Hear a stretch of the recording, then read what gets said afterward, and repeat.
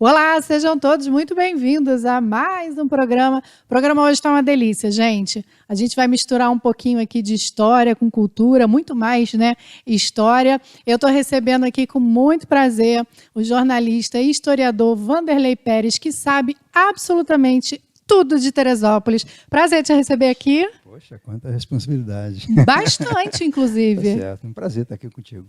Vamos falar então um pouquinho de Teresópolis, e o tema de hoje é a nossa colonização, né? A colonização de Teresópolis, que genuinamente é inglesa, né? E eu queria que você me contasse um pouquinho dessa história. Na região serrana nós estamos aqui no meio entre Petrópolis e Nova Friburgo. Petrópolis sofreu uma colonização alemã, uma cidade construída pelos alemães, e Nova Friburgo, a colonização suíça de 1819, com as várias famílias que ocuparam aquela localidade que antes se chamava Morro Queimado, né? E em 1820 vai ter também uma presença alemã em Nova Friburgo, em função daqueles distúrbios que ocorreram na composição da Europa, né? Então você vai ter uns alemães que vão ficar presos no Rio de Janeiro e vão ficar presos em Friburgo, então inicia também um processo de interferência da cultura alemã em Nova Friburgo, e alguns prezam muito essa cultura alemã desse pequeno grupo de pessoas que participou do processo de criação, de desenvolvimento e de colonização de Nova Friburgo lá em 1820. E os suíços são mais fortes, eles aproveitam mais em função da importância histórica, né, porque foi uma área de terras que foi cultivada e os colonos realmente trouxeram essa forma de viver deles para Nova Friburgo, e eles se orgulham muito dessas duas vertentes de colonização que eles tiveram, a alemã e a suíça. E em Petrópolis é a mesma coisa, a colonização alemã. No meio disso aqui, nós temos Teresópolis, que tem uma presença inglesa muito forte, nesse mesmo período de 1820, e a gente, de certa forma, ignora, porque a gente tem muita figura do Jorge March, que era o dono da fazenda do Paquequer, da fazenda Santana do Paquequer, como sendo o único inglês, ou alguns amigos dele daquela época. Não. Além da fazenda Santa Ana, nós tínhamos a fazenda da Piedade, do John Taylor, que é um herói, um vice-almirante, um herói da Marinha Brasileira, inglês. Nós tínhamos os Fishers, que são dois combatentes que combateram pela Inglaterra contra Napoleão, e que criaram a fazenda, o Vale Feliz, né, a fazenda Soledade, e a fazenda Constância, de outro inglês também, do Richard Heath, que era o administrador da fazenda March, e vai ter sua própria fazenda. E só que não fica só nesses quatro suíços, nessas quatro fazendas. Nós tivemos, naquele período do March, um processo de inovação na cultura em Teresópolis, no desenvolvimento da cidade, que foi, no desenvolvimento do lugar, que foi a questão da visitação, do início do veraneio, né? O Jorge March, além da casa dele, que ele recebia as pessoas na casa dele, ele construía casinhas para as pessoas, para os ingleses virem morar. Então, naquele período March, ali, de 1820, 1818, até 1844, a morte dele, 45, o fim da fazenda, você vai ter um período onde muitos ingleses moravam em Teresópolis e recebiam os amigos e os industriais, os comerciantes ingleses do Rio de Janeiro, passando temporadas aqui.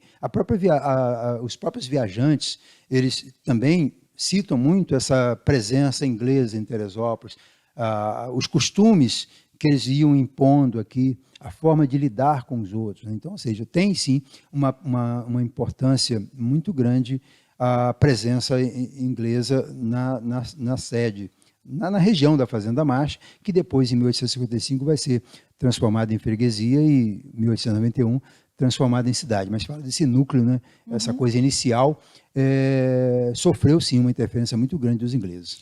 Agora, quando você fala que o Jorge March constrói casas, então, para receber os amigos, né, principalmente para passear em Teresópolis, a gente pode dizer que ele foi o precursor do turismo aqui na cidade?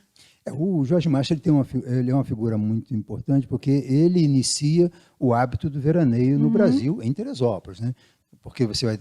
mas Petrópolis também visita? Petrópolis é de 1845, entendeu? 1843. Então, Teresópolis é de bem antes disso. Em 25, o Marshall já estava fazendo casinhas, segundo os croquis. Inclusive, essas casinhas obedeciam o padrão de que seria uma casa de veraneio na Europa, né? Havia essa preocupação, e vai espalhar essas casinhas ao longo da cidade. E elas vão ser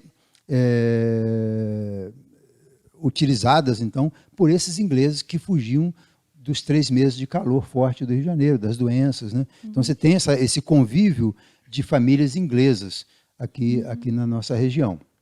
Então, sim, ele iniciou, sim, esse processo do veraneio, da hotelaria, né? Sim, porque ele abre a casa dele para receber as pessoas e ainda constrói casas para as pessoas morarem perto dele. E todos os ingleses, porque, na verdade, está falando de 1820, 1830, é o período que os ingleses mandavam no mundo, né? E no Brasil também.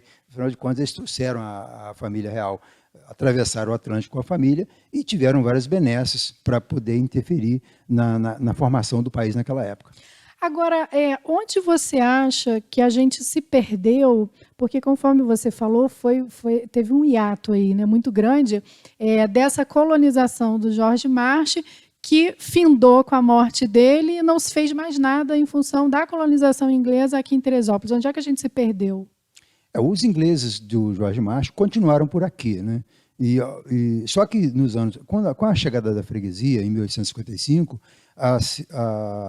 essa aldeia que tinha se formado dentro da fazenda Marsh ainda, né, as casinhas que haviam dentro da fazenda, elas vão ser... As pessoas resolvem fazer aqui, então, abrir isso aqui para as pessoas do Rio passarem o final de semana. Então, você vai democratizar essa região que apenas os ingleses amigos do Marsh moravam. Então, isso vai dar o início, então, à freguesia. Quando se fala em freguesia, já é uma necessidade que se tem de criar uma possibilidade mínima de uma gerência, como se fosse uma cidade, porque já existiam muitos habitantes naquela época do período da freguesia. E a partir desse período vão chegar outros que vão participar também do processo de colonização e de surgimento, de desenvolvimento de Teresópolis.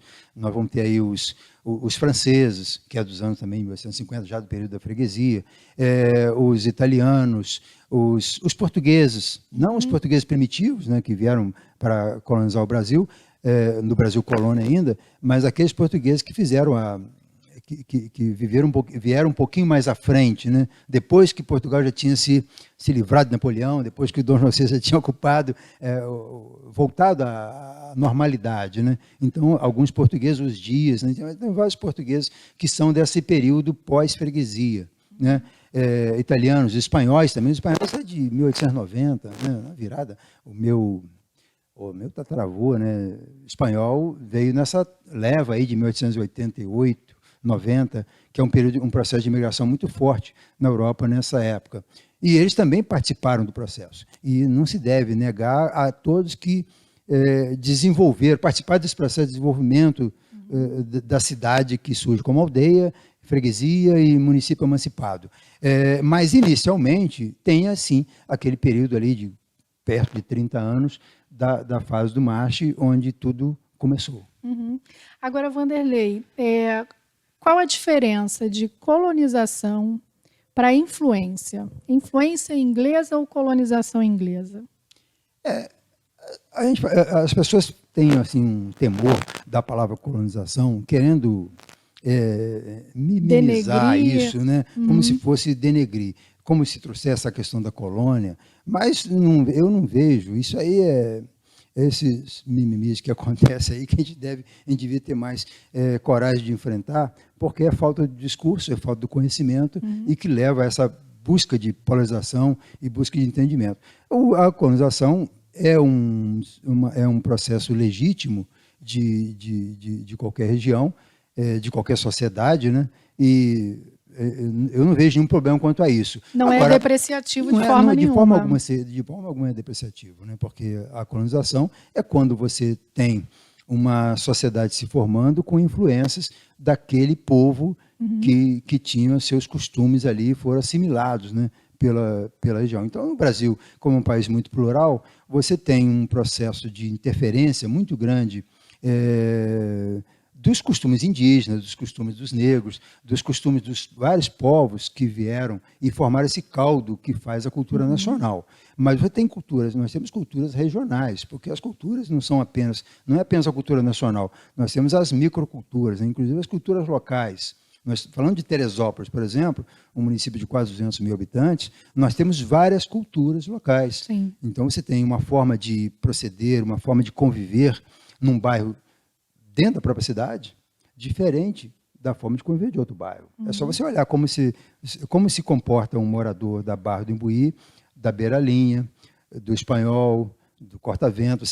Elas vão assimilando, porque são as pessoas vão migrando para aquele lugar, elas vão assimilando informações novas à sua própria cultura, e isso é um processo de colonização. Né? Então, é um processo de aculturamento que a gente vai sofrendo. Agora mesmo, Teresópolis está sofrendo um processo de aculturamento muito grande por essa migração que está acontecendo desse povo das cidades da Baixada que estão subindo a serra. Sim. Então, estão trazendo hábitos que vão interferir na nossa forma de... No dia a dia, no dia a dia, de relacionar, de aceitar. Algumas a gente vai achar bacana, poxa, é interessante como ele está procedendo, eu quero ser igual a ele. Eu quero fazer igual ele está fazendo. É um processo de mudança da cultura. Né? E outros a gente vai rechaçar. Não, eu não quero ouvir música até meia-noite, 1h. A gente não ouvia isso aqui antigamente. Por que está ouvindo? Por que tem essa coisa de funk proibidão no maior volume depois da meia-noite? Teresópolis não tinha esse costume antes. Então, a gente está tendo, porque a gente está passando um processo de aculturamento, um processo de colonização. De influência, né? Então, agora, na colonização, é uma palavra mais legítima para falar desse período Marsh e do período dos ingleses, porque a gente está falando de uma área que não havia praticamente nada. O Jorge Marsh, quando chega aqui em 1818, ele pega uma fazenda, ele arrenda uma fazenda que tinha sido criada em 1780. Então ele não é o primeiro. Só que 1780, o período de 1700 em diante, é o período da distribuição das terras para a formação, para as sesmarias. Né? Então, as pessoas ganhavam as terras, não ocupavam e eram donas da terra.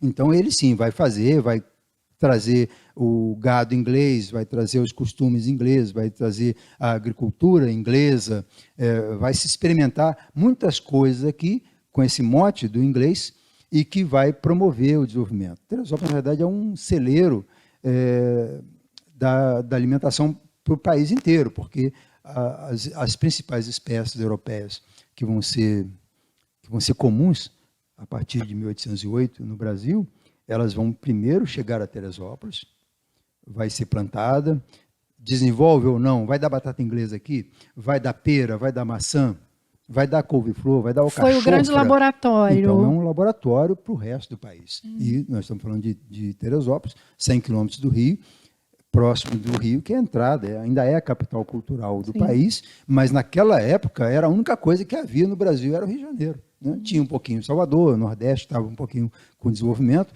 mas onde a corte estava e onde tudo acontecia, era o Rio de Janeiro, e Teresópolis estava próximo disso. Então, daqui é que vai sair essas espécies em laboratório para ser experimentadas em São Paulo, em Minas Gerais, em outros lugares, porque essas coisas mudam mesmo. Né? O tipo de planta, o tipo de flor, né? Tudo isso as pessoas vão disseminando e vai interferindo em outros lugares. Então, Teresópolis teve, naquele período ali, não só na questão da influência inglesa, mas a influência de Teresópolis, na nossa região aqui, né? Para o resto do Brasil também foi muito grande. Agora, para a gente encerrar, nosso tempo ali já está super apertado, mas só para a gente aproximar um pouquinho quem está assistindo esse programa dessa colonização inglesa, né? Eu queria que você destacasse algumas famílias com sobrenome inglês e que estão aí hoje, são empresários, enfim, estão na cidade. A gente fala muito da colonização inglesa e lembra sempre do Jorge Marsh, mas ele é apenas um elemento entre tantos. Naquela época dele ali, nós tínhamos o Heath, o Fisher, os Taylor, alguns ainda continuam por aqui. A família Taylor ainda é forte em Teresópolis. Os Fishers, que são, na verdade, suíços, mas com essa ascendência inglesa forte. E também nós temos muitos descendentes dos Fishers em Teresópolis, mas temos muitos outros ingleses além desses.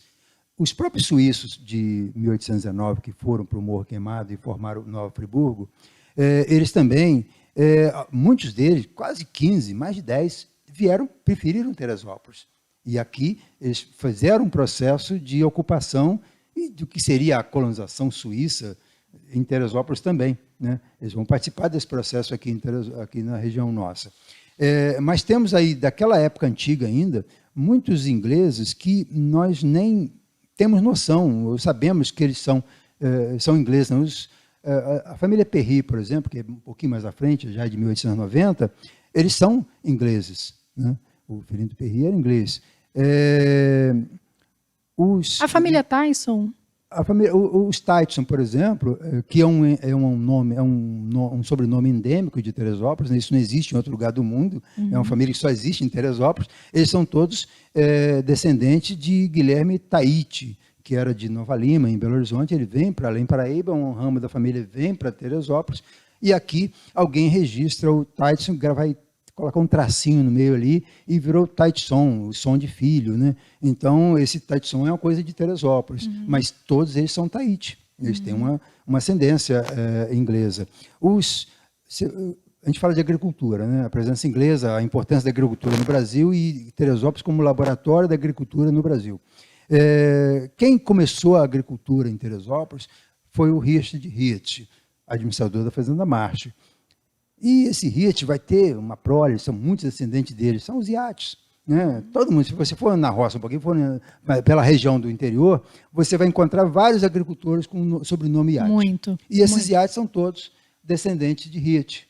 Então, como negar a presença inglesa? Como negar a influência? Como negar a interferência dos ingleses? Né? É falta de conhecimento. E é necessário que a gente conheça mais a história da cidade. E começar pela família é muito importante. No caso de Teresópolis, do Teresópolis município, o institucional, né, da cidade, era extremamente louvável que se preocupe com essa questão do processo de colonização. Mas começando do início, né, mostrando a pessoa de onde ela vem. Né? Eu tive numa escola há pouco tempo, e aí eu fui fazer um exercício com as crianças sobre sobrenomes, e quando o garoto foi falar o nome dele, ele falou Fish para dentro, como se tivesse com vergonha do nome, né? Afinal de contas, hoje Fish é o nome de um lixão, não é um nome mais, né, tão pomposo como era. Eu falei, você está com vergonha do seu sobrenome? Se eu não gostasse tanto do meu, eu trocava contigo. Porque o Fischer foi o cara que ele tinha uma fazenda em Teresópolis, ele tinha algumas agriculturas que só ele fazia, e quando o imperador Dom Pedro II veio a Teresópolis a única vez, ele quis conhecer a plantação do Fischer. E ele faz comentários da casa do Fischer como a casa de uma pessoa muito culta, com biblioteca, com quadros de pintores estrangeiros nas paredes. Quando eu falei assim, o garoto já estava começando a levantar e ficar em pé e aprumando na cadeira. Esse conhecimento é muito importante, porque nós temos orgulho do que conhecemos. Né? A gente só gosta do pai e da mãe da gente porque a gente conhece. A gente porque conhece, senão não gostaria, verdade, não. Seriam duas pessoas que a gente passa pela calçada e não reconhece. Então, conhecer a história é fundamental. Não apenas para a questão da educação, mas para a questão também da formação da sociedade. Né, o pertencimento também à cidade, né? Ó, nosso tempo estourou, estouradíssimo, né? É papo aqui para vários programas, né? Falei com o Vanderlei que a gente vai fazer aí quase que um longa-metragem para falar de Teresópolis, porque ele sabe tudo da cidade de Teresópolis, todo mundo que passou por aqui, enfim, todas as nossas influências, né? Vanderlei, queria muito te agradecer e já vou te deixar um convite aqui no ar, que é para você não recusar. Não tem como fugir.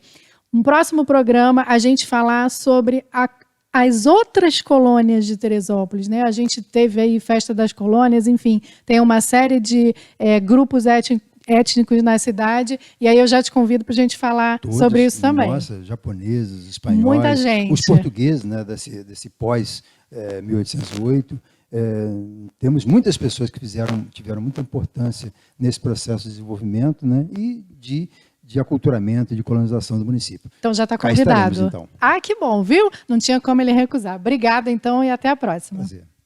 É isso aí, gente. Ó, espero que vocês tenham gostado do programa de hoje, cultura aí e história da nossa cidade, para você que ainda não conhece um pouquinho, né? E aí, olha só uma diquinha aqui para vocês. Esse livro fantástico, Conhecendo Teresópolis, algumas histórias aqui mais recentes de Teresópolis que você pode encontrar nas livrarias aqui de Teresópolis, você ficar conhecendo um pouquinho mais da sua cidade, tá? Do Vanderlei Pérez. Um dia a gente também vai falar sobre esse livro aqui. Bom, vou ficando por aqui, deixando meu super beijo para você. Lembrando, não deixe de nos seguir nas nossas redes sociais, Facebook, Instagram e o nosso canal no YouTube, onde você encontra toda a programação da Diário TV a qualquer momento e em qualquer lugar. Não deixe também de visitar o nosso site, que está todinho reformulado, está lindo e cheio de informação e notícia para você, o netdiario.com.br. Super beijo, até a próxima!